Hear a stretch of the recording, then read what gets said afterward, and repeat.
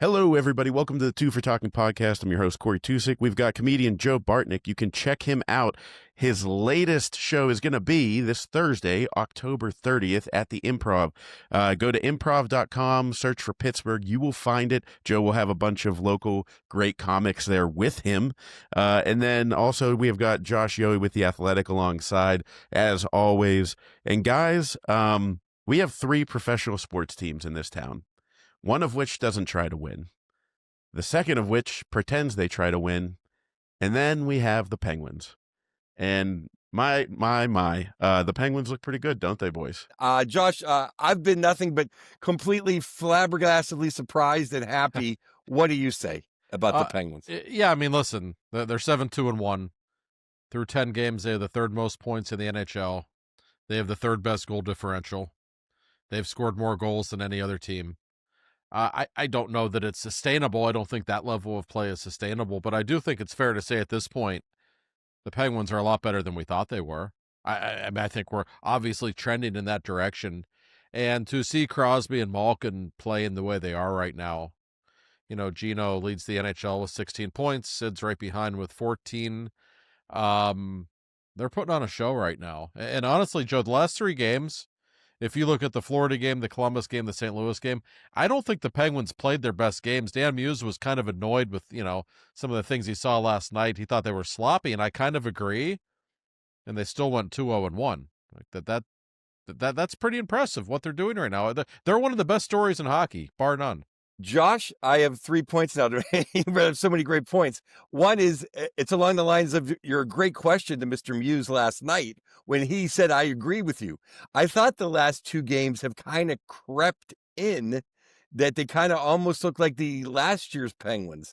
But on that note, we said, hey, we think their forwards are playoff caliber. The goaltending and defense right now, definitely the goaltending looks playoff caliber right now. And I think the 2 biggest takeaways from this weekend, if you consider the long weekend Monday game, was last year, they don't come back and get those 2 goals and tie that game and get the loser point. And they don't last night come back after blowing that 2-goal lead and just smoke the Bluesers. Yeah. Well, I was thinking about it. Actually, it's funny you say that, Joe. During the 3rd period last night, it's 4-3 Penguins. And I was thinking to myself, last season, they give up the game-tying goal. Like last season, this game goes to overtime. And for whatever reason, we've seen some mental toughness from Jari that hasn't been there in the past. He's been really good in clutch situations this season. And the Penguins aren't, they were sloppy last night. There were some odd man rushes. You're going to see some of that, but they kind of held down the fort in their own zone, and then Sid put it away when he got stopped on the breakaway and then scored on the rebound. Vintage Sid goal. But no, this team does feel different. They're playing a more professional brand of hockey. And when you look at it, really, you mentioned the goaltending. It's absolutely better right now, okay? Shilov's, I think, is a clear upgrade over to Nedeljkovic in terms of physical talent. Jari's playing better. Kyle Dubas made a few under-the-radar moves this summer that are clearly making a difference. Parker Wotherspoon's pretty good. And I know some people around the league who really liked him when the Penguins signed him. Like, he wasn't a nobody, but sometimes certain guys in certain systems, like he and Carlson, they just work. They are really good together. Justin Brazeau slowed down a little bit the last couple of games, but obviously he's been a pleasant surprise. So you have a few players sprinkled in who are better. You have better goaltending. You have Crosby and Malkin who just look like they're on a mission right now, and you've got that injection of a new coach. So I don't think it's completely fluky what we're watching right now. As Big Braz has slowed down, hey, Tony Mantha has kind of woken up even more. So that line is still grooving. And, I know a lot of people like Kindle up with Sid. I really like Hollander up with Sid. Kind of gives him a workman-like approach to let him and Rusty maybe dance a little more. Rusty has completely woken up, and I like having Kindle play center. I let Kindle get his cookies on the big boy power play, but let him play center, get his center reps in. What do you think about that? Yeah, it's his natural position. That's fine. I mean, we're all intrigued by the idea of seeing him, with Sid or Gino at some point, but I don't think there's any need to force that. Hallander is a guy who has really grown on me. Like when you first see him play, you're not really wowed by anything. He's not that fast. He doesn't have $1 million hands. But the more you watch him play, you appreciate. He just does the little things right. He's a simple hockey player, and Sid loves playing with guys like that. Did Chris Kunitz or Pascal Dupuis wow you with their hands? No. But they were always at the right spot at the right time. They played kind of a physical, abrasive game, and Hallander has some of that in him. So I think he's another guy. We talk about the kids, and understandably so, but he's another rookie, a kid who has really done positive things so far for this hockey team. So yeah, look at the roster and these guys we're talking about this year compared to last year. It's night and day. I don't think it's a coincidence that they're 7-2-1. And you mentioned Mantha. Joe, all he has to do is go to the net. Like every time he just gives Gino the puck and goes to the net, look what's happening. He's got it figured out. I will defend my boy Cooney's hands, though. Cooney had Cooney has some sweet mitts. He did. He wasn't Mike Bossy, but he wasn't duper. That's fair. That's and I thought the only piece of sadness this weekend. Well, obviously Raquel is horrible news, but in a way, it kind of lets you look at Koivunen some more. That doesn't hurt. But I think Caleb Jones, and I'm shocked. I'm pleasantly surprised that Parker Weatherspoon's the number one defenseman. I'm shocked that Caleb Jones, after a shaky start, looked as good as he did. And I think that's a big loss because I was high on Connor Clifton. I like how you said the most ineffective the defenseman twice. Yeah, I tried. That's like the nicest word I could think of. Clifton really struggled against Florida and then again against the Blue Jackets, in my opinion. Jones, listen, Caleb Jones isn't a great player. I didn't like him in training camp, really. But then he had a couple of games where he's really good. He can skate. That's the one thing about him. He can really fly. So that's a loss. He suffered the broken foot in Florida, so he's out for a while. And we should mention, though, guys, the Raquel injury. It is a big deal. Yes, you get to see more of the young kids, including Koivunen, so that's fun. And Owen Pickering just got recalled a couple of hours ago. We should mention that as well. But listen, Rickard Raquel's a 30-plus goal scorer. You don't just replace guys like that. He's almost to the point where I think we take him for granted he's going to put up his point per game. That's just who he is. So he's out until probably mid-December, I would guess. And it just sucks. It's a bad blow for the Penguins, and I do feel bad for him. I just talked with him a week ago about playing in Sweden in November. The Penguins had those 2 games against the Predators, and he was looking forward to playing in Stockholm, so the timing could not be more unfortunate for him. Speaking of Swedes, what about Erik Karlsson in his performance? Because I really hope this isn't just an Olympic thing and he's trying to show off for the Olympics. I hope this is the Erik Karlsson we're getting all year. And frankly, like we talked about goaltending, we wanted Miroshov to be down because if he was going to be in front of a last year's Karlsson, that was going to be a problem. I'm glad you brought up Erik Karlsson, Corey. We're talking about Sid and Gino and the show they're putting on right now. I thought Karlsson was the best player on the ice last night, Joe. I mean, he did make the one mistake on the goal, but you're going to live with that when you have 3 assists like he did. He was just a magician with the puck all night. He was doing like unbelievable old school Erik Karlsson things. And you could see it from the very first shift of the game, the play he made to Brian Rust on the first goal. Yeah. He was awesome. And he has 9 assists in 10 games. Like he's finally looking like the Karlsson they thought they were getting. I don't know why. Maybe it is because he wants to play in the Olympics. I don't even care if that's why. Like, fine, it's working. Maybe it's just a new coaching staff. Sometimes certain players click with certain coaches. I don't think he and Sully ever particularly saw eye to eye. Whatever the reason, Joe, Karlsson's really good right now. He's playing excellent defense. Muse is even letting him penalty kill, and he's actually getting the puck out. Yeah. Not just standing there waving his stick around. But I think his aggression in the offensive end is really made this a much more potent offense. He's not just, where's Sid at? Where's Gino at? He's taking charge. No, he is. His foot speed, I mean, he just looks like he's skating at a higher level to me. And remember, I always bring this up. He didn't have training camp last year. And some guys need training camp, some don't. Maybe he does. I don't know. But he looks like he's a little more fluid the way he's moving. And just his decision making, Joe. He's not getting trapped very often behind the plays. He's not giving up in an inordinate amount of 2-on-1s like he was last season. He's pinching in a more intelligent way. And Dan Muse keeps bringing this up, and it's important. Carlson's not a great defensive player. We know that. But he's using his wheels in the defensive zone to disrupt plays, to make a difference. He's not going to knock people off the puck. That's not who he is. But you can see him putting in the effort. And even, I'll mention Chris Letang, who I was really hard on the first few games because I thought he was terrible. He's been much better the last 3 or 4 games, too. And when those two start playing better, Joe, completely different hockey team. I was going to say that, Josh. I was worried about Letang last show. I'm like, everyone except kind of Rusty, who I'm giving grace to because he was injured for a couple weeks, and Letang played over expected. Now I think everyone's playing better than expected because a buddy of mine was texting me. He lives in North Carolina, a huge Penguin fan. He's like, what do you think? Is this for real? And I said, well, everybody is playing above the way they're expected to play. And he's a big Letang guy. And I'm like, he's like, well, Letang's playing good. I'm like, Letang has to, because he like you always mention, Josh, he's on the ice too much. So when he's not playing well, it affects everything. No, of course it does. And to his credit, he's been much better the last few games. And listen, I talk with people in the organization. I promise you, Joe, you weren't the only one who was worried about Chris Letang after the first 4 or 5 games. Everybody was worried about Chris Letang. I think it was the San Jose game, which they won 3-0.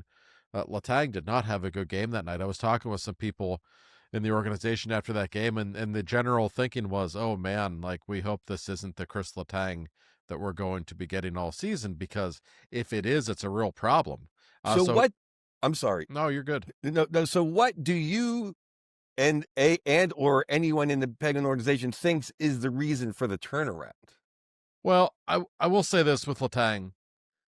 Players that age, like, I've had so many guys in their late 30s in the NHL tell me October's the hardest month for them. It's just when you get older, it just gets harder to get the legs moving. You don't really feel yourself until November, sometimes December. I've had so many guys tell me that. So what Crosby and Malkin are doing right now just defies imagination.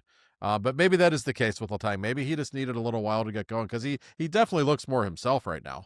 Does that mean Gino uses like the Russian calendar? Because he seems to do great in October. January is the issue. Yeah. Nothing about Gino is normal, though. It's funny you bring that up, Joe. I was thinking about that. Like, and I think the three of us all agree that it's an absolute joke that Russia's not invited to the Olympics. Absolutely. I get angry. So do I. Angry. So it's embarrassing. It's really embarrassing. But I will say this, just strictly looking at the Penguins, might be a really good thing for number 71 to get 3 weeks off in the middle of the season. I remember, I think it was last year he got hurt. Maybe it was the year before. That was last year in Seattle. I think he got hurt, and he was not playing well, and he got a couple weeks off with the injury. He looked like a different guy when he came back. That rest really helps him. I don't know if he can do this for 82 games. I don't really think he can, but having that break in the middle of the season, I suspect, could really help him moving forward. So that is one positive in what is an absolutely ludicrous situation. This is like, not saying we should do this. I hate load management in the NBA. And I'm not a huge fan of what they're doing with Kindle and Brunick. Like, in my opinion, just keep them in. But whatever, it's on their radar. But with older guys like Sid and Gino, if they maybe, let's say they're not on a heater and they slow down just a little bit, is it worth exploring the option of like, hey, Gino, is your ankle all right? Maybe, take Saturday night off and get a little bit of extra rest if they're going to continue to be a playoff team. I think there's some evidence that with Malkin that might be okay. Yeah. I've thought about that. Or maybe just merely reducing his minutes. Like, neither one of them are playing huge minutes right now, by the way. Dan Muse rolls 4 lines, a lot more than Sully did. I love it. He's keeping the big guys fresh. And that's important. Like, I understand McDavid and Draisaitl are, almost a decade younger than Crosby and Malkin, but I watched some of these Edmonton games, and like, it's an October game, and these guys are playing like 27 minutes a night when they're losing. Like, it's not smart. You're going to wear these guys out. Crosby and Malkin are playing under 20 minutes most nights, and that's okay. That's probably for the best. Crosby, like, I don't know. He's different than anyone else, Joe. Yeah, he wouldn't. He always tells me, like, the more he plays, the better he plays, and it's actually true. He doesn't like breaks. He thinks that screws him up. But with Gino, maybe it's not the worst idea. Well, I have 2 points on that. The one is, these guys are winners. They're champions. It's not TJ Yeah. Watt who wants to sit on the sidelines. No, that's a very good point. I mean, Touche. imagine Gino, like, hey, Gino, we think you'd be better in the press box. Like, who's making that statement? No one. I mean, they can't even not sign them into a contract. It's like, I mean, and Sid's not going to need the rest. But on the rest point, I want to make. I think Bernicki has looked worse since they started load managing him, and I don't think he's getting the reps with the strength and conditioning coach on the bike that he needs to improve. I thought last night was his shakiest game, and even the old 2-9er called out, which I said last week, was he pulled a thing that you can only pull in junior when you're a number one pick. He got showed, they showed him, like, you can't do this in the NHL. I think he needs the reps. I understand you're trying to save the games or whatever you're trying to do. I understand that plan, but I think 2 days in a row was too much to miss. I thought it was by far his worst game. His decision-making was not good at all. I just thought he looked really out of sorts, especially in the first period. But he never looked particularly good last night. And you're right, he didn't play 2 games in a row. He hadn't played in almost a week. Maybe that did have a negative impact on him. Let's see what they do here moving forward. I have been under the impression for a while now that they're going to keep both of them. But I do know there's a little bit of concern with Brunick and what they've seen from him the last couple of games. He has not played to the level that they are generally expecting from him or hoping from him. We'll see what the lineup looks like the next couple of days, but that's certainly, I think, worth monitoring. Kindle didn't have his best game either, although I didn't think he was bad, really. He maybe had a bit of a misplay on the second goal, I think it was. I just thought Kindle was quiet. We didn't see him with the puck a whole lot. And that brings me to one Mr. Koivunen, who was not very good in his first couple of games, got sent back down, and to his credit, dominated in Wilkes-Barre the way you'd want him to. He had 11 points in 6 games. Comes back up last night. I barely noticed him all night. Not saying that's cause for concern, but I am saying he's not looking quite like the kid that was so impressive in April when he was recalled last season. Feels like the speed of the game might be bothering him a little bit, or an adjustment period. So let's keep an eye on Koivunen. They need him to elevate his play if he wants to stay in the lineup. Yeah, he's a little bit of a concern to me. And there's suddenly not going to be enough ice time for someone who's struggling. So I think his leash is going to be a little bit shorter than it would have been maybe last year, whenever we had a lot of ice time to chew up. There are more forwards playing well right now, and Rucker McGroarty will be back at some point in the next month, I would think. So that's another forward that you want to get in the lineup. So but that's a good thing, though. You want guys, playing at a high level if they want to stay in the lineup. There's nothing wrong with that, Joe. Well, that's the thing, Josh. It's like there's really only one spot right now if you want to get somebody going. And Phil Hollander has played well. He earned that spot, and he's playing smart hockey. So it's not like you're just gonna, hey, let's warm Koivunen up and kind of demote Hollander for no reason. Right. No, I agree. And obviously Sid and Koivunen did not mesh at all. And I don't think you'll see Koivunen on the number 1 line anytime soon, if I had to guess. Hollander's earned his spot. I mean, and the cool thing about Hollander, like, he looked fine on the top line last night. You can slide him down to the 3rd or 4th line. That's okay. I think he'll be effective in that role, and McGroarty will be back pretty soon. That's a pretty exciting thing to get another big body back in the lineup. He looked so good at the end of last season. That certainly is an encouraging thing. Joe, we've been saying it for months. Like, we like these forwards. And they've done nothing to dispel that notion that the forwards might be better than people think. I can't wait to see McGroarty with Kindle now. To me, that's just going to be a fun line. Yeah, no, I agree, and I'm all for keep maybe having a kids line. I know that's something Mark Madden was talking about on the show the other day. I was talking with him in the press box about it. He said, I just want to see Kindle, McGroarty, and Koivunen, just make it a kid line, make it your 3rd line, and I wouldn't have a problem with that. I think it's a very intriguing idea to kind of let them grow together. And I think that helps with, like Madden was saying on his show and in his articles, that you don't want to do what they did with Morozov and just have him be a chip and chase 3rd liner. Right. But if you have that line together, I'm all for it. Let's go. You have 3 lines that can score and are fun. I do have a little disagreement with the Super Genius on this point, though. I don't think it's 3rd line from 1995. Like, I think 3rd lines nowadays, I mean, almost every 3rd line has skill. I mean, even the Florida Panthers, Mm-hmm. I know. Joe, I brought that up with Mark when I was on a show the other day. I said, I don't know. I said their third line last year was Lundell and Marchand. Those guys weren't chipping and chasing. Like the game is different. But I agree, Kendall has to be with a certain caliber of line mate. We don't need to see him out there with Tommy Novak and Phil Tomasino all season. I don't think that helps him get better. But if you find a couple of the young guys who are playing at a high level that can play with him, make him better, help him learn. Yeah, I mean, I'm telling you, this kid can play. The more we watch him play, he's just passing every test.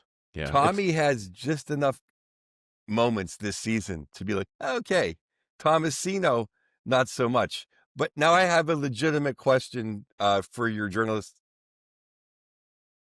What is the deal with McGroarty? I did not quite understand.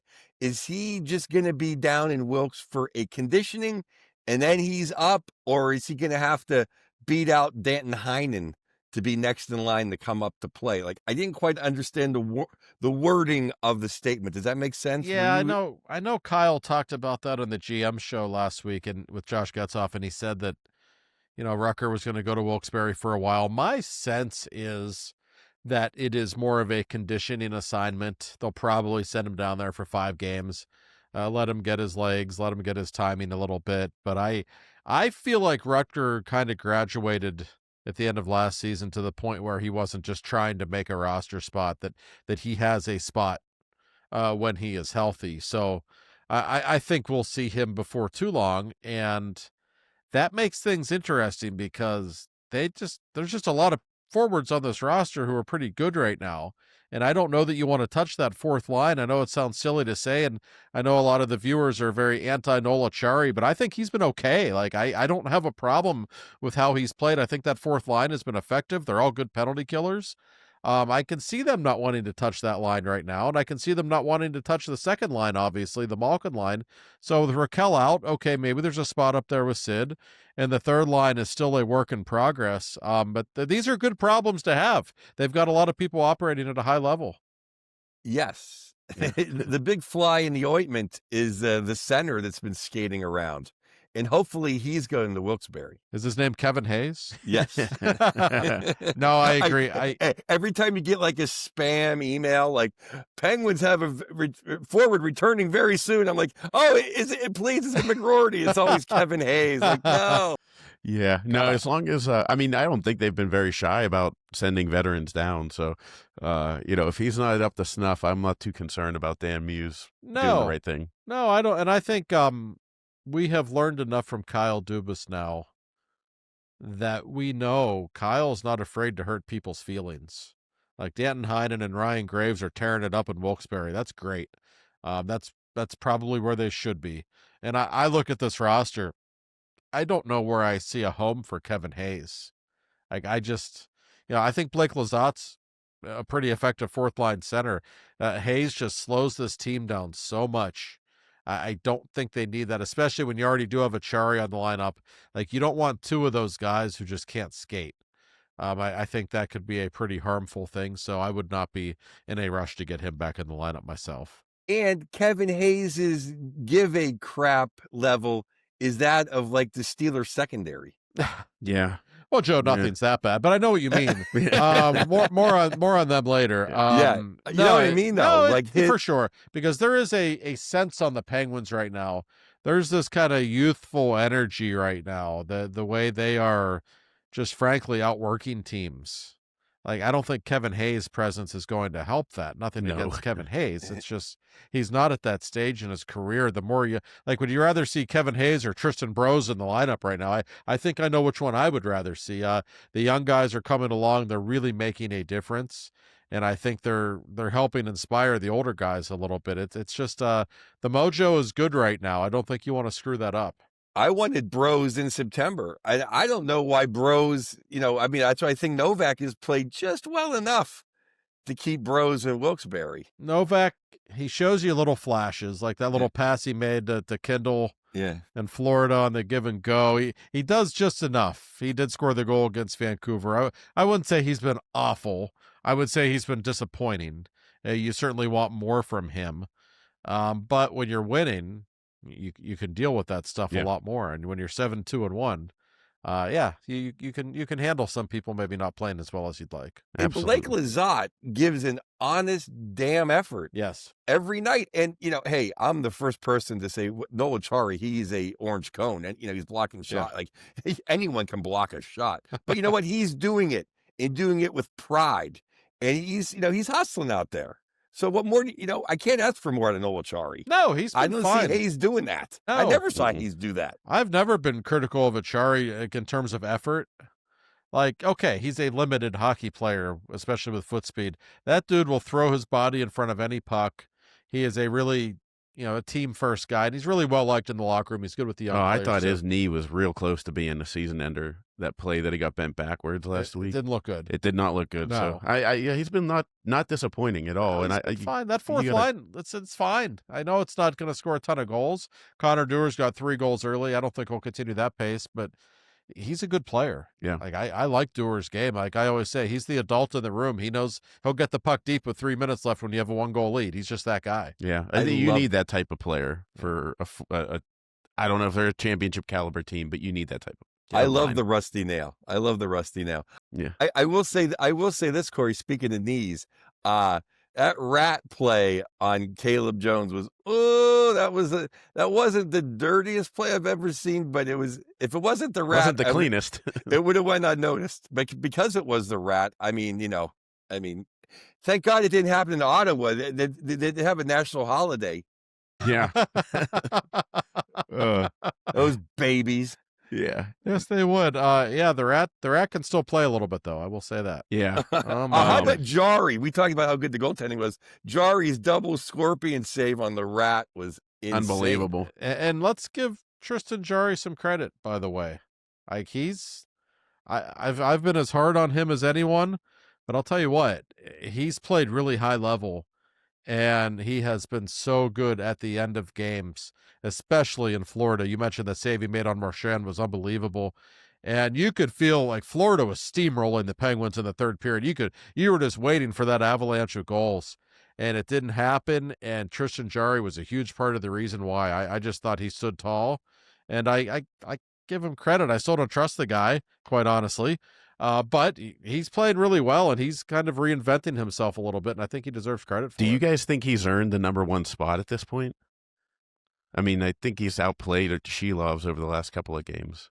Probably, Joe, but I think that'll happen organically, right? I mean, if one guy really separates himself from the other, they're going to start giving him the majority of the starts.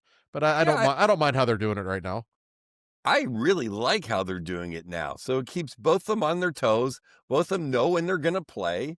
And that's great. I mean, you can't complain about what's going on. I mean, there's no way to look at it, Corey, and be like, I don't know if it's working. I mean, it's working pretty much to perfection. And I don't think Jari's good when I don't think Jari's good in pressure, although he's learning a little bit more. Like I thought against the Blues last night, I thought he made a bunch of big saves. Or the game could have been a lot different. He got saved by the pipe a few times. He did. I thought Shilovs, by the way, I thought he was actually pretty good against Columbus on a night when the Penguins didn't play well, and he was great in overtime. But my God, was he bad in the shootout. Like that was very amateurish in the shootout, what we were watching. But one step at a time. I think the goaltending in general has been quite good. Certainly a step above what we saw last season. And I'll tell you, I've hardly any complaints with Dan Muse. I give him almost a 9.9 out of 10. Yeah. But I will say this: I know it sounds like I'm picking on my guy, but you got Letang off. Okay, now my boy. I don't think Gino should do the shootouts. Well, I mean, Kindle, Novak. I mean, I love Gino more than anybody. It's, I would love to see Kindle take that. Yeah, Rust is probably their best shootout guy right now. So I love Rust. And Sid's getting better again, though. Yeah, he is. He's having a resurgence. That was a pretty move, in fact. That was very good to see. I agree.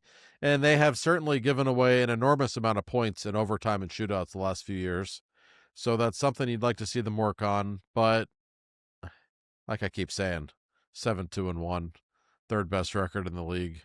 boy, we are seeing a lot of encouraging things. I was not expecting to say that a few weeks ago. No, certainly not. And then we'd be remiss if we didn't mention before we get into our sponsor, Bill Neofus, Sidney Crosby, 1,700 points, ninth player in NHL history to do it. He's only, what, Josh, 22 behind Mario at this point?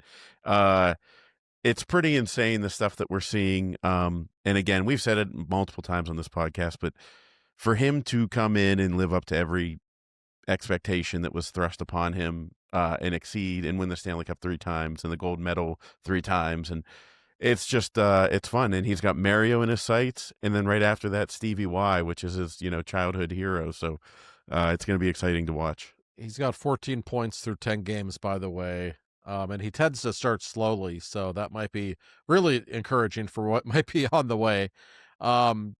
Joe, I don't know what else we can say about number 87, but he's one of the greatest hockey players who ever lived. He's one of the great ambassadors for the sport that ever lived. And again, this season, he's just not falling back. He's not fading at all. He's still the same guy again. It's unbelievable what he's doing. 4th fastest to 1,700. And it's, 99, 66, Marcel Dion. And then Sid. And then Sid. Is that all? Yeah. Yeah. And taking nothing away from those three, but those three did play in an era where it was easier to compile points than what Sid's doing. We should mention that. Yeah, I'm not ever going to knock Mr. Crosby's accomplishments, but I think Mario in 99 did it in like 500 less of games. Course. Of course. And Sid's always the first to mention that. As anytime someone brings up Mario, Sid always says, well, I played 500 more games. And he's right. And he knows the number. He's right. Oh, of course he does. Yeah. But still pretty impressive. and okay, you got those 4, right? I mean, the other guys are Ronnie, Yzerman, Gordie Howe, Yager. It's like that's the deep end of the pool. It certainly is. And now, God forbid, let's just hope he stays healthy, because if he wants to play for a few more years, I don't think it's premature to talk about the number 2,000. He's 299 points away. So that would, okay, probably slightly 4 seasons to get to the 2,000 mark. I don't know if he's going to play that long. I think if he stays healthy, he might. But that's probably the number that, realistically he could pull off. And if you score 2,000 points in your NHL career, and when you missed over 100 games in your prime during that time, you still put those numbers up, like, what else needs to be said? This is very clearly one of the greatest players who ever lived. And just what astounds me, Joe, is that he was so precocious at 18, immediately the best player in the league by the time he was 19. And now 20 years later, he's still one of the best players in the league. Like, I don't know how many times in the history of sports anybody's been able to do that. It's a very rare thing. And now there's literally videos everywhere. And I sensed this coming maybe 3 or 4 years ago, was Flyer fans actually admitting that Sid was good. And now they're even on video now admitting it, not just, with their faces covered and their voices changed. Yeah. Why don't we get that guy from that was on NBC? What's his name? I forget because he's so irrelevant. Anyways, the former Flyer. Keith Jones? Yeah. Why don't we get him to come on and admit it finally? He's all right. Yeah. No, I just, Jones is actually like, Jean Beliveau compared to Mike Milbury. That's true. As far as class. By the way, speaking of Milbury, I found the picture on my phone the other day of Milbury. I took a picture of him when the Penguins won the Cup in San Jose, when he was just standing looking at the ice, looking very depressed. Somebody DM'd me the other day on Twitter and said, hey, you have that picture of Milbury? And oh my God, I found it on my phone from 2016. So maybe I should tweet that at some point. You should post that. It was a good one. We also, there was some sad news that happened last night. We'd like to get an update. But why don't we get into Mr. Neofus before we get into that? The great Bill Neofus, our sponsor, getting ready for his trip to Sweden to support the Penguins in a couple of weeks. Nice. I plan on breaking bread in Sweden with our great sponsor, Bill. Bill checks in every week to remind us of, little tidbits for everyone. And of course, car insurance is a big part of the insurance world. And it's a reminder to everybody, we live in Western Pennsylvania. We literally have more deer than anyone. I was driving home last night and there was just a cute little deer just on the side of the road having dinner. They're everywhere. And Bill wants to remind everybody to be particularly aware this time of year, especially around sunrise and sunset. That's when they are most commonly out there. So keep an eye on the deer. Always have your head on a swivel when you're driving in Western Pennsylvania. We all know that by now. But if you do hit a deer, or if you have any other insurance needs, let me tell you something. Our friends at Neophis Insurance, they're going to help you no matter what you need. They're not going to rip you off. They're going to get you the best rate possible. And maybe just as important, they're going to make you feel comfortable and make you feel at ease. Because when you get into a car wreck or you have an issue with your home or whatever insurance needs, it's never fun. It's like I always cringe when I think about it. It gives me anxiety.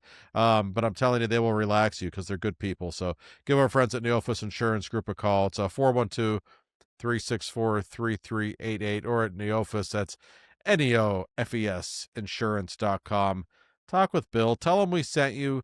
That means you'll get to talk hockey for a while before you even get into your insurance stuff. And who doesn't like that?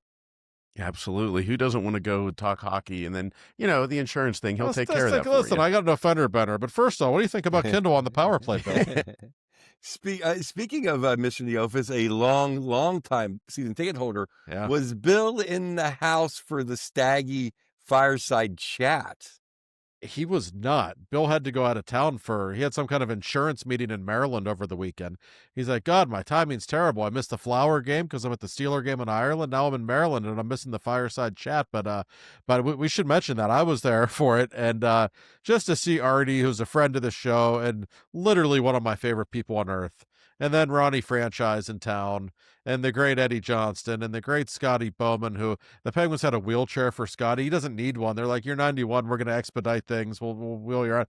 After a few minutes, he just said, I don't need to be in this. I'm fine. And he was just walking around because he is a marvel. He's I think 92 he just turned, and he is sharp as a tack. What a pleasure it was to talk with him. With the stat that they announced was he has his name on the cup 14 times. Is that all? More than he's on every ring. Come on. He's on every ring for like the last 60 years.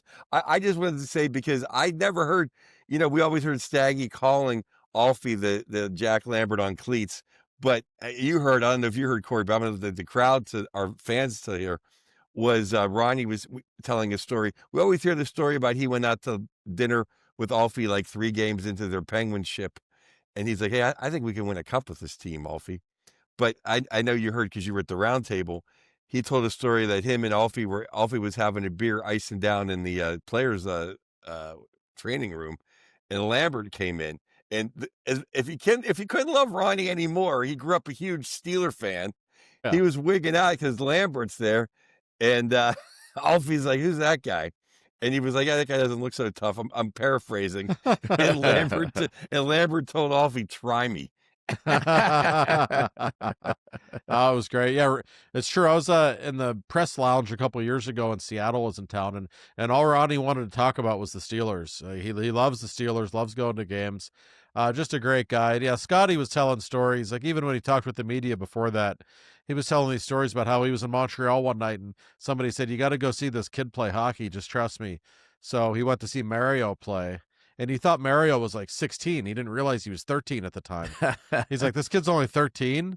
And they're like, yeah. And he said, oh, this kid might be the greatest player who ever lived when he gets older. Scotty saw him once at 13, and he knew. He knew he was seeing something completely different, and 13 years later, he coached him to his second Stanley Cup. So, pretty cool story, and man, what a Hall of Fame class! What an honor it was to be around all 4 of those guys. It does not get better than those guys, and just to see how many of their former teammates and guys who played for them. I was walking around the concourse. Mark Recchi just walks by because he wanted to be there, and Randy Hillier, one of my favorite old Penguin defensemen, was there. Like, all these guys showed up just to be a part of it. It was really cool. Yeah, what a way to start off the Hall of Fame. I mean, it's a pretty strong Hall of Fame for the first Not a bad class. And we know 68 will be here probably next year or the year after to get inducted into it as well. So that will be something. If he can take time off his schedule. Yeah, well, there is that. That's true. He might have to do it during his All-Star break in the Czech They Republic. will accommodate him, I'm sure. So more somber news. Last night, a fan fell during the second goal the Penguins scored. Josh, and you were there, so I mean, kind of give, do you have any updates on the fan? I know he was taken to the hospital. No, we don't. I know we're filming this a few hours before people are going to listen or watch what we're talking about, so there might be news that comes out by then. We don't really have much news other than that the gentleman was in critical condition last we heard, taken to Mercy Hospital. Really terrible thing. And for those of us at the game, this happened. I know a lot of people have been to games or go to games, so you know kind of the layout of the arena. It was kind of at the back of the section behind the Penguins bench on the main concourse level. The gentleman fell from the second level. By all accounts, just a freak accident type deal. Nobody really saw it, Joe, because it happened during a goal celebration real early in the game. So, there's noise, there's, the horns blowing, everyone's high-fiving and standing up. So you don't really, I think we probably would have noticed it if it just happened in the middle of play. But from what I didn't see it. No one in the press box saw it. Very few people, I think those who were right there obviously noticed it. That's really a terrible story. We certainly pray for the best. And, talking with Sid after the game, that the players were told about it like right after the game. And Sid was so upset about it. Like he didn't even want to talk about, 1,700 points, or he made it pretty clear. He wanted to get information about this guy and find out what happened. So everybody was pretty, shaken up by it. No, it's horrible. Yeah. It's just no other way to say it. I mean, no one wants to go to, you want to you want to go to a game, you want to have fun, you want to be, and it doesn't sound like wasn't being a jerk. No, he just fell. And I do want to say this. You know what I mean? It's like, and let's face, I'm scared of heights. Those they're upper steep. decks. No, steep. yeah. I'm always amazed it doesn't happen. I want to say this too. I know what happened to PNC Park in April when the drunk kid jumped out of the seat. Like, we don't know anything that happened yet. Yeah. A lot of people are assuming, he must have been drunk. We don't know that. Like, for all we know, he stumbled down the steps and just some horrible tragedy happened. So let's not just assume he was drunk or acting like an idiot. We don't know that. Accidents do happen. But I just hope and pray that this guy can pull through. It's just a scary thing. And obviously people who witnessed it were horrified by what they saw, and understandably so. Yeah. Gives me a little bit of hope that, they said that he landed a little bit on the suite level. Yeah, apparently he hit the suite level on the way down, which sounds terrible, but maybe that might have slowed fall him enough. down. It might have saved his life. We hope that it did. But I can tell you the Penguins were one of my favorite things about the Penguins organization is how many classy people are in it. And I can tell you from Sid and Dan Muse, like they were all visibly shaken by what happened, and everybody down there was really, really upset. So it certainly put a somber haze on what was otherwise a fun evening at the rink. It's just a crazy thing, and it always amazes me that doesn't happen more often. When you just look at stadiums and arenas and how steep the steps are, you got thousands of people every night in those places. Unfortunately, things happen. Just say maybe it was a goal celebration. He's walking up carrying nachos. He hears something. He turns around. He loses balance and flips. I mean, the trip. There was the floor might have been wet. Somebody spilled a drink. Or, who knows? A million different things could have happened. Let's not just assume that it was somebody acting like an idiot, because it probably wasn't. Yeah. No, and shout out to I do want to shout out the staff at the arena. I mean, it's my former coworkers whenever I was an usher, but they're trained on that stuff. Like they, there's safety training every summer, and they're very good in the EMTs and everything there. It was a terrible night because I was told about 10 minutes after that happened, a puck went into the crowd, broke a guy's cheekbone, and he lost a bunch of teeth. Oh, geez. It was real ugly. So it's just a rough night for the ushers and the staff at the arena, to say the least. Just one thing after another. So wild, stuff happens, but that's certainly we're hoping for good news. Yeah, prayers for that guy. Yeah, thoughts and prayers with that guy and his family. And we'll hopefully have some good news for you soon. Before we get to the week ahead, by the time you hear this, the Penguins have already played the Flyers, so we'll kind of touch on that. But around the NHL, there's a couple of different headlines. The big one to me, because it touches locally, is what, guys, is going on with Mike Sullivan. I'm not saying it's... that's so funny. I thought you were going to say how Logan Cooley's tearing it up. That he is. We'll get to him in a second. We can get to that in a second. But no, I didn't mean to jump to the shock. I thought for sure. It was like, I did say the local aspect, so I guess I could be misleading and lead you to Logan Cooley. But, and it's only the first 8-10 games of the season, so I'm not saying anything set in stone here, but I don't know. It gives the Fire Tomlin crowd something to talk about. Well, it does. And Joe, I know you were really high on the Rangers entering the season. Some people were. I thought they'd be a playoff team. I wasn't as high on them as you were. The goaltender's been fine. We know he's a star. They just can't score. That's been the problem. They lost their last game in Calgary pretty one-sided. I think it was 5-1. The Rangers, I believe, are 3-5-2. Do you have any concern for the Blue Shirts, Joe, or do you think it's too early?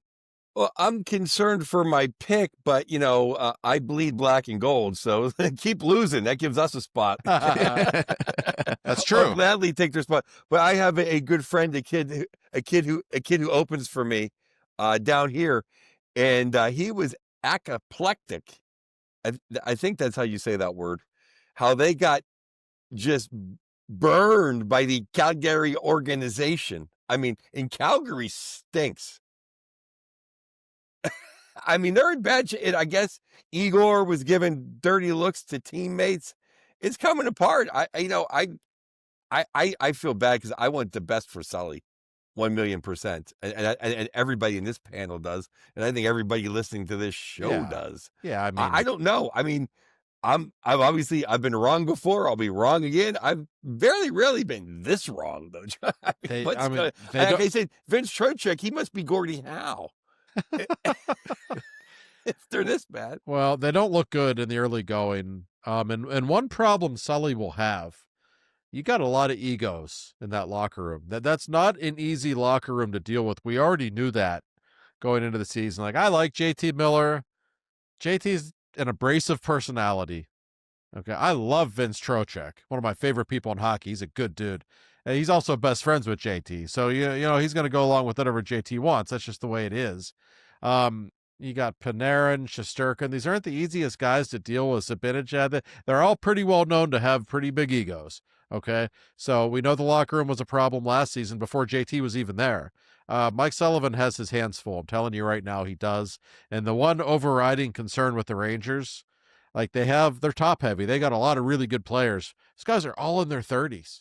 Like they are. I'm not saying they all got old at once. I don't think that's the case. But I do think that's a concern for the Rangers. And Joe, you make a great point. Like you look at the division, it could very well be that, Carolina's good. New Jersey's good. Washington's probably good. Columbus, okay. The Islanders aren't very good. Philly stinks. Like it might be the Penguins and the Rangers for a playoff spot 4 months from now. That's completely in play, especially with the way the Penguins have started out the season. So who knows? But I don't really think the East is very good. And I'm not so sure that the Rangers are very good either. Well, I've been on record, Josh, as saying I think Adam Fox is the most overrated player in the NHL. And I still believe that. But I will say this. Everyone, when they wanted to run K'Andre Miller out of New York, and he's fitting in pretty well with regular season Rod. I would have moved Fox and kept K'Andre Miller. I think that was one of their big mistakes. It's interesting. And I think Zibanejad, I like Zibanejad. He's not a go-to guy. He's not a winner. He's not a championship guy. I like him though. They should have moved him for a guy with some shoulders to play. No, I don't disagree with that. So I don't know. The Rangers are in a spot, and Sully's going to be hearing about it. Think about the pressure on Mike Sullivan right now. You go to New York, all those expectations. You're making all that money, and you're off to a bad start. And what if things don't go well in the Olympics? Things don't go well in the Olympics. There's a lot of people, fairly or not, that are going to be questioning Mike Sullivan, especially if the Penguins keep playing the way they are. So there's a lot of pressure on Sully these days. Well, if he has Hollerback as his goaltender, I'll be questioning him as well. And he better bring my boy Rusty. Yeah, I could not agree more. I don't think Mike Sullivan's as bad as a coach as he looks right now. No, on paper, I don't either. But it does kind of speak a little bit to I get the like I said, the Fire Tomlin crowd, who like a change of pace. Dan Muse appears to be a really good coach, so like I think they're very thrilled with him there. Yes, but even just the change of the voice, and I wondered if Sully's message like kind of stale with the Rangers since it's older players and it's the same message that he was telling before. Well, I think we know it got stale with the Penguins in the end. That's pretty clear. And like I will say this, I don't think the Penguins ever lost a playoff series because of Mike Sullivan. No. I really don't. And anybody who thinks that is wrong. But was it time for him to go in retrospect? Yeah, I think it surely was. Hockey, for whatever reason, coaches have an expiration date in hockey, I think, more than any other sport. So we've learned that. I'm fascinated to see what happens with the Rangers. I think they're one of the NHL's most interesting teams.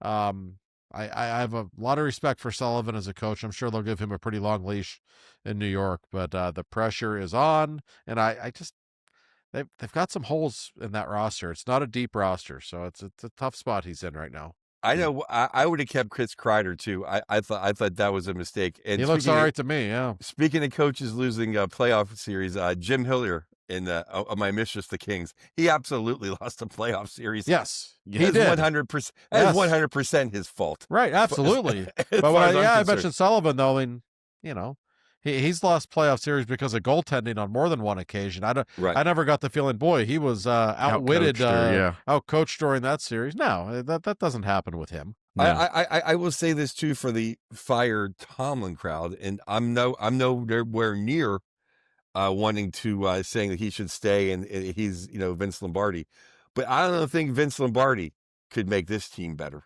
No, and I guess we might as well just roll right into that with the Steelers because everybody's grabbing out there. Nobody's tackling. It's Vince Lombardi. grab. What the hell's going on out there? It's I mean, Vince Lombardi's rolling in his grave, even though he's not a Steelers person. I mean, I it's been a long time since I've been this resigned to, like, I got excited. They were 4-1. Like, oh, hey, something might happen here. Maybe they got something. To quickly, and I think you could feel it from Steeler Nation, where you're just like, oh, this is what we are. We aren't good. We aren't a good football team. And what kills me the most is it was, quoted everywhere. Cam Hayward said, we don't have any fight in this team. And Darius Slay with his, as Randy called it on the DV morning show, he gave him an Olay into the end zone. It just, didn't even try to push the guy out at the 1 yard line. Unacceptable. I don't know what to say about this team other than, they look like a team that doesn't respond to their coach anymore. And the defensive game plan, who, by the way, is probably made by Mike Tomlin, isn't working. And they've been falling apart, and they look like they're quitting on him. Other than that, is anything else going wrong? Yeah, Joe, I'm curious for your thoughts on this. My thinking has always been in Pittsburgh, we could live with the offense not being very good, but when the defense sucks, like, we all take it personally. It's not supposed to be that way in Pittsburgh, right? And then when you consider it's the highest paid defense in the National Football League, and I believe it currently ranks 30th in the league in yards against. And the only time this defense really looked dominant all season was when it got to play against Dylan Gabriel and the Browns. Like, I can't help but point the finger at Tomlin because I'm sorry. There is so much high-priced talent on this team. They didn't all get old at once. They don't all suddenly suck. There's something very wrong, in my opinion, with how this team's being coached. I don't think anybody can question that at this point. No, I don't question that at all. I think they're terribly coached, even just on the discipline front. Oh, which you always bring up. I mean, where is the discipline? My God. I mean, it's terrible, and you're absolutely right. Everybody in Pittsburgh, every Steeler fan, that's Mean Joe. That's pre-Mean Joe. That's Ernie Stotner. That's right. My dad's favorite lineman. That goes back to the 40s and the 50s. Like, you'll beat the Steelers, but you'll lose the next week because you're beat up. Getting your ass beat in the parking lot, even if you beat them on the field, right? Yeah, I mean, that's right. Yeah, it's just embarrassing. Yeah. And 2 points is, I think it's funny, like, all the real Steeler fans, worried about the only, besides Boz, which he's a kicker, so then that counts. The only bright spot is Aaron Rodgers. Yes. And all these hard hats still, Aaron Rodgers, he's in a cave, he's not a Steeler. Like, he's the only guy worth his salt, because to me, the two biggest culprits are Cam Hayward, Scam Hayward. It's a scam. He won more money. And TJ Watt. What have you done all year for the captain to say we didn't have any fight? I know I always say he wants to come out and have his Gatorade when it's 3rd and 7. They'd have to shoot Mean Joe. Do you think Mean Joe Green would go to a podium and go, we didn't have any fight? Mean Joe Green would be kicking somebody's ass the locker room. That's right. Is what he would be doing. And then what? What did he do? He go have your Gatorade because you're not tackling anybody anyway. I mean, that's a disgrace, those two. Could not agree more. And when I heard Cam say that, I thought to myself, like, for one, like, how tone deaf is he to come out and as the captain of the team and say that? It's a horrible look on his part, but also, like, maybe it's true. Yeah. And that's because it kind of looked like it was true. And that's the thing about Rodgers that I love so much, Joe. Like, Rodgers can still play. He's still really good. He's been their MVP, maybe he and Boswell. Like, Rodgers has been outstanding. He deserves so much better than what everyone around him has done. But my single favorite thing about Rodgers, this guy's 41. He's got a Super Bowl already. He's in the Hall of Fame. He's one of the greatest players ever. He's got God knows how many hundreds of millions of dollars in the bank. He appears to care a lot more than most of his teammates. Look at how angry he looks on the sideline. Whereas you see other guys, they just don't seem to care. Tomlin's body language was bizarre on Sunday. Yeah. He looked like he was just staring into space all night. Like he didn't know what was going on.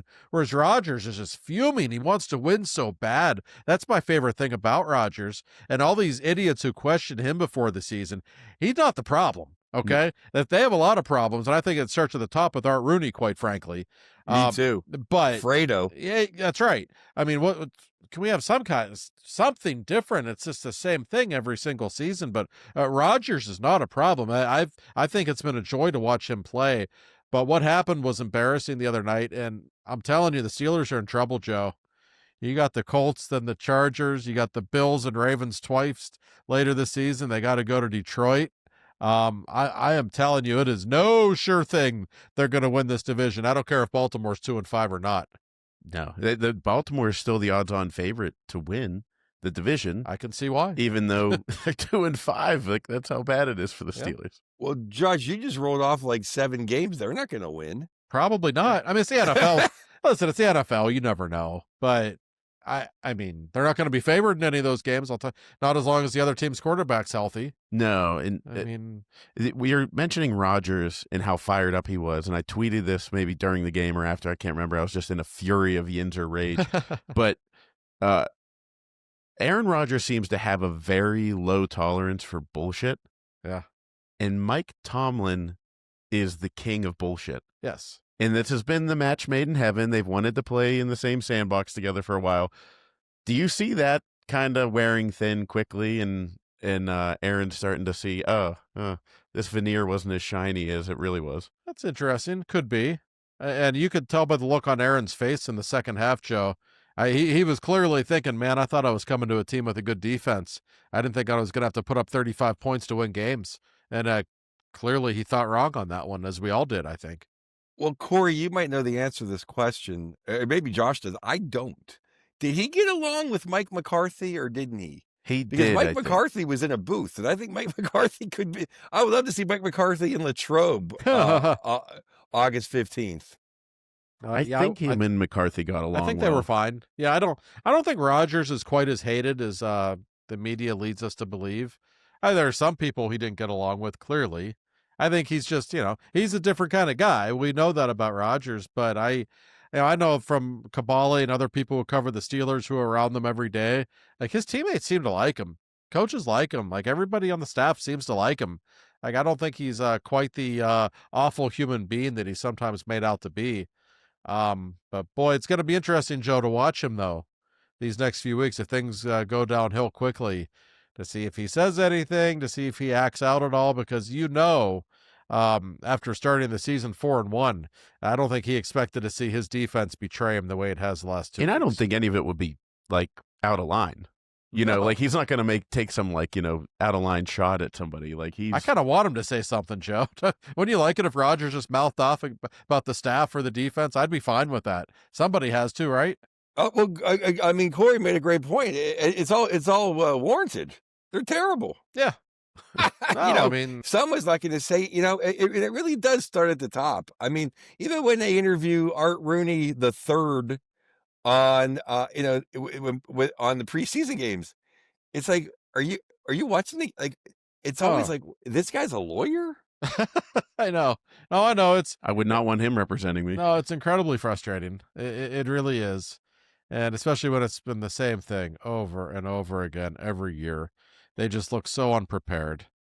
I mean, how many times, Joe, did Patrick Queen turn his head around, like in the second half, looking at the secondary when the ball was snapped? Like, nobody's on the same page. It's Our buddy Bill Crawford made a great point. He said that I never thought they'd miss Minka that bad. And that might be one of the reasons why they're terrible is Minka just made up for all that over the middle. But I think the number one problem with the Steelers is effort. And I don't mean by Rodgers. I don't mean by the running backs. I don't even really mean by the offense. I think the defense lacks effort. 1,000%. TJ Watt, I don't care if there's 9 guys trying to block you. Win a battle. Win a personal battle on the line of scrimmage. I mean, they're letting white guys run 30 yards downfield. Yeah. Yeah. And, you never heard that stuff with, like, whenever Joey Porter was on the team, with the Casey Hampton teams where, there was a lack of, there was a lack of effort. That never happened. No, it's very true. And I think this defense is just mentally weak. Like when something goes wrong, they turn the ball, the offense turns the ball over, they get bad field position. You can just feel them get deflated. Like they give up very easily, I find, and that's an effort thing too. I just don't see any athletic character on this team, and I don't know what the problem is. But it's awful, and it's compounded, Joe, by the fact that in the preseason, Mike Tomlin saying this could be a historical defense, and Juan Thornhill, who completely stinks, by the way, saying this could be the greatest defense of all time. Like how about the nerve of them to say stuff like that and then to suck this bad? It's like you couldn't even believe it. It can't actually be true that they could be this bad after being that sure of themselves. And I think we all thought this defense had a chance to be pretty good because on paper it is good. But in practice, something's terribly wrong. And even DK Metcalf before the season in training camp said, this is the greatest defense I've ever played against. So that tells me coaching's the problem. Because in training camp, you're not scheming stuff. It's just one-on-one, talent versus talent. When the coaches get involved, the schemes get involved, boy, things look a little different, don't they? Yeah, I mean, I just think it's at least I can stop hearing how TJ Watt's an all-time great Steeler now. Because I think you have to get more than 1 sack a year. Yeah. To do that. And on the same day when Myles Garrett gets 5 sacks, by the way. But I'm sure he's not double teamed. Yeah, never. Yeah, Micah Parsons never double teamed, right? Yeah, never does. But this is just a personal note, maybe a plea, if you will. Can they just quit with the renegade horse shit? Yep. Oh God. First of all, it sticks. I never liked that song to begin with. Could there be any less of a masculine I mean, could you get Metallica? Could you get the Stones? Maybe Black Sabbath, War Pigs. We got sticks. That's our rally cry. Get out of here. And I don't think Renegade, maybe twice it stopped it. Usually Renegades, like it wakes the other team's offense up. Okay, now it's time to go score. Yeah. Yeah. And, can we make it a special occasion thing? Yeah. Like it feels so staged. And like they were saying on the morning show at DVE, like it's fan service. And I'm like, I get it. But like, it should be saved so that whenever it's actually needed and you can feel the defense riding a wave of emotion, then play it. Well, I would also like to add, Corey, maybe don't play Renegade when like 35% of the crowd has cheese on their heads. Like though I don't know that I've ever seen more road fans in that stadium for a game. They did to the Steelers what Steelers fans often do in road stadiums. I completely agree. I didn't like when they played Renegade. Maybe bring it out when the defense is actually not embarrassing itself. That would be my advice.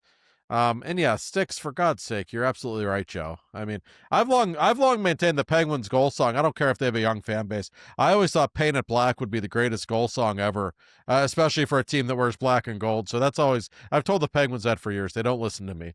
But yeah, there's a little too much Renegade these days for what might be the worst defense in the National Football League, I might add. Yeah, it's just, on a national broadcast, they're going to come back And they're going to be like, oh, Renegade's happening. And then they show the crowd. And boy, did the crowd look really not that enthused, you know. And I will say, as you know, sticks, it's whatever. But there was one time that I saw Renegade work really well. And it was the 2010 divisional game against Baltimore. the Ravens. Yeah. And we had made a big stop, scored a touchdown, and started the comeback. And they pulled Renegade out way early. Yeah. Like early third quarter, Yeah. and Ryan Clark got an interception after that, and it was just downhill from there. So there's a time to do it, but it did feel staged the other night. It feels staged a lot, and that's become a problem at Steelers games in general. By the way, why do you have to wait for a crappy song from the 70s to make noise? You're allowed to make noise in the first quarter, too. Like, that's okay. Yeah, I think I as much as I hate Styx and I hate that song, I think the biggest problem with Renegade is you don't have James Harrison anymore. You have a bunch of girls. Yeah. Yeah. You know, it's like Renegade when TJ's like on the sideline that got his Gatorade bottle. It's not really a great look. They need to employ the world's toughest DJ, Ryan Reeves. I mean, who certainly had his way with Matt Rempe, I might add, the other night. I assume you enjoyed that showdown, Joe. Yeah, I wanted to see Rempe get some more shots, and I'm even for an ex-Penguin, I'm just not a Ryan Reeves fan. I think Ryan Reeves should have been a professional wrestler. Because what the two things he likes, talking and stage fights. I agree, but I would not want to fight him. I will say that. No, I wouldn't want to fight him. I wouldn't want to fight Rempe. I wouldn't want to fight Parker Waterspoon. I wouldn't want to fight Ben Kindle. I'm an old man. I've had 7 surgeries. You would beat Tommy Novak's ass, Joe. I don't want to hear it. I'm fully confident that, Joe, you could park yourself in front of the net. If you haven't met Joe in real life, he's a tall man. Joe's a big man. Joe could park himself in front of the net, and Gino could bank a couple off of you. So I do got sweet hands. I can't skate, but I got sweet hands. You sound like Brazzer. It's fine. No, Brazzers. He's he's bossy compared to me. I love it. I hope nothing happens where they ever break that lineup, because if this really is Gene's last Machino year, let's let him just have fun for a whole year. Boy, was he good last night, by the way. Man, is he flying. When he skates like that he did on the second goal. He's got some serious jump right now. He does. Yeah.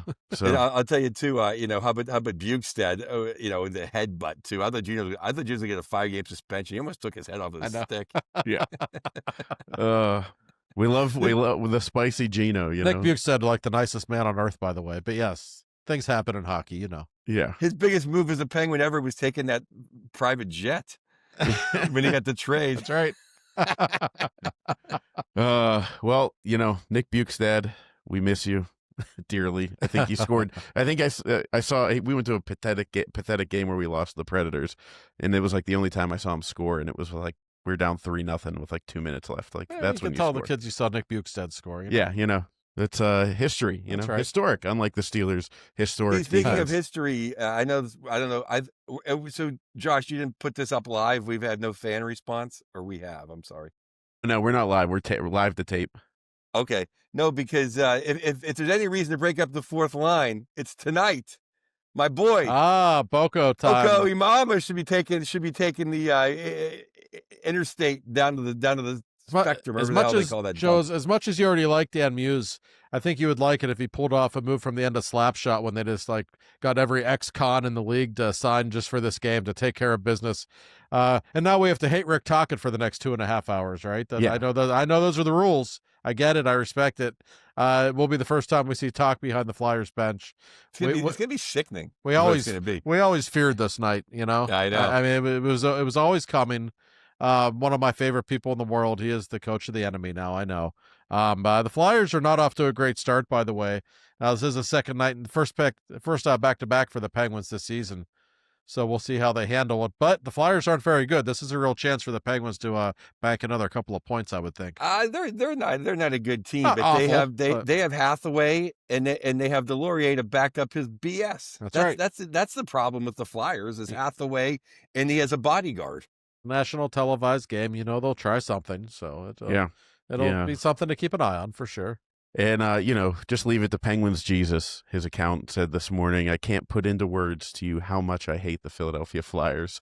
So if you don't follow him, you got to, because if the Lord says it, you got to run with it. So let's get 2 points. Hopefully by the time you're listening to this, the Penguins are 2 points richer, and they're 8-1-2. And then it's a big weekend, Corey. They're it's a big couple 8-2-1 here, because I don't like our chances in Winnipeg. We never seem to play well there. Right. But we got to win tonight. Just F the Flyers. I mean, if we only won 6 games a year, as long as they're against Philly, I'm fine with the season. That's a big game. It's a tough trip afterwards. Minnesota's struggling, but still a pretty good team. Then at Winnipeg and at Toronto, where the Penguins don't always play great either. So it's a pretty tough trip. This is probably the easiest leg of the trip, even though it's the second night of a back-to-back. So very interesting week for the Penguins to see if they can maintain this. It's they've got everybody's attention at this point. There's no doubt about that. Absolutely. Well, that'll do it for us on the show here. We appreciate you, as always. Go to twofortalking.com. Joe's got some articles there. I started posting some more stuff there. Go see Joe at the Improv on Thursday. Yeah, and go I check think I'm out... going to come, too, so why not? I mean, that'll be some, I'll bring you on stage. We'll have a little Q&A. I'm all for it. I hopefully it's why the hell didn't we bring Boko Imama off Kindle's at 9 months? Oh, yeah. That would be worst case scenario. I'm nightmares right now thinking of that. So check out Joe. Go to improv.com. You can get tickets there Thursday night, October 30th, I believe 7 p.m. So go watch Joe do some comedy, talk hockey with him afterwards, and we will talk to you guys next week.